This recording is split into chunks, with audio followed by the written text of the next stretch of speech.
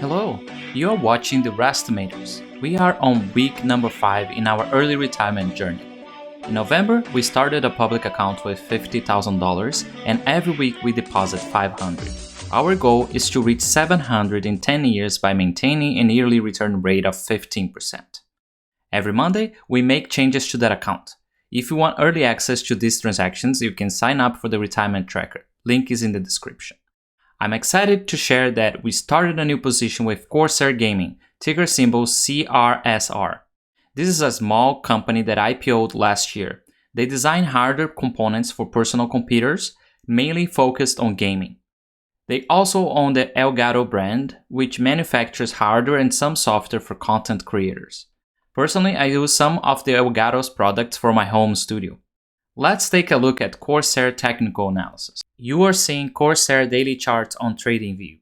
It IPO'd September of 2020, and everything back then you would IPO and it was just like that. Shoots up, a lot of hype, fear of missing out, and then it starts selling off. It peaked at around $50 a share, and now it's trading at around 21. Year to date, Corsair is down 40%. So it's quite a lot. I'm really sorry if you are the one that bought here at 50 and still back holding in the 21 area. We started building the position at around 23.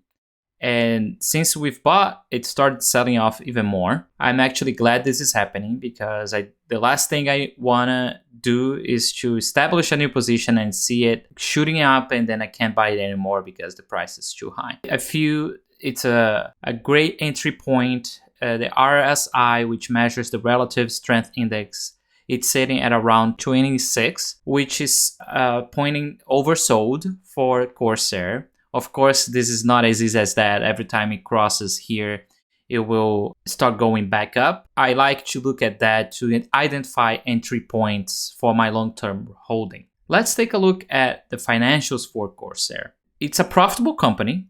The price to earning ratios, it's sitting at 17, which is fairly valued for value investing. So I'm quite excited that I'm getting a small company with that much growth potential for that big of a discount. So let's take a look at the quarterly. This is a hardware company, so you're not gonna see a typical software revenue growth quarter over quarter, especially because last year, everyone was sitting at home. So they had a typical revenue growth, like around 500 million. I know, for example, Netflix, which is a company I used to work for, mailed to me a bunch of Elgato products. And I was quite excited about that because I saw, hey, I own Corsair and I'm pretty sure that they are benefiting from the work from home situation. But that's not scalable, right? Hardware usually has its cycle 3 years, 4 years. So it's not fair that you would look at a hardware company and expect them to grow revenue quarter over quarter unstop. Eventually, it's more like a flat structure. So to show you a comparable company, let's take a look at Logitech, for example, which is a competitor to Corsair.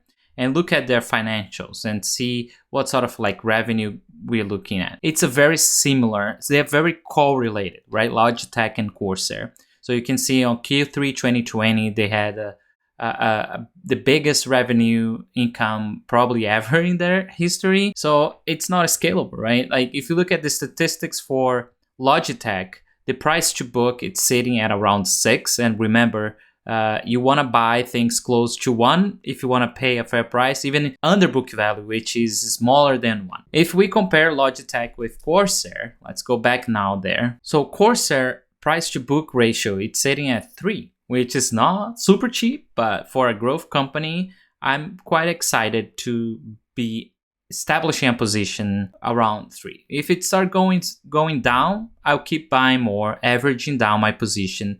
I believe long term, I will see lots of gains from Corsair. If you enjoy our content, please subscribe and like our videos. It only takes a second and this will help us grow this channel. Now with Corsair, we close the cycle in establishing new positions to the public account. So let's take a look at how we stand now. 50% sits in VTI, which is an ETF that holds lots of companies. It's a total market fund, but gives us the biggest exposure to Microsoft, Apple, and Amazon. We bought Baba, PayPal, Vale, and Corsair, and then now it's 10% left for options contract. Stay tuned because tomorrow we buy the first option contract, and if you don't want to wait until next Sunday to know, sign up for the Restimators investment group.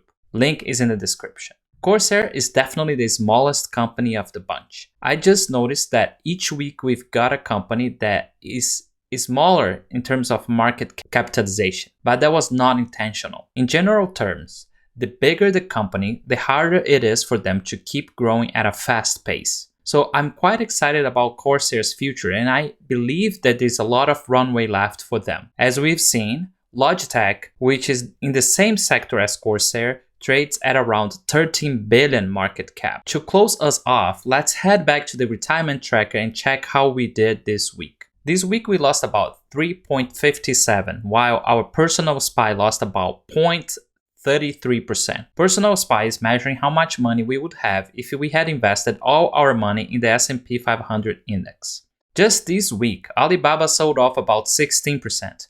The sell-off is happening because of the delisting concerns with Didi, another Chinese stock that got news about possible delisting. Personally, I'm not concerned with Alibaba delisting, but there's definitely a lot of fear in the market with respect to that. I'm buying more Baba with the 500 deposits that will be credited tomorrow. So I will see you next Sunday.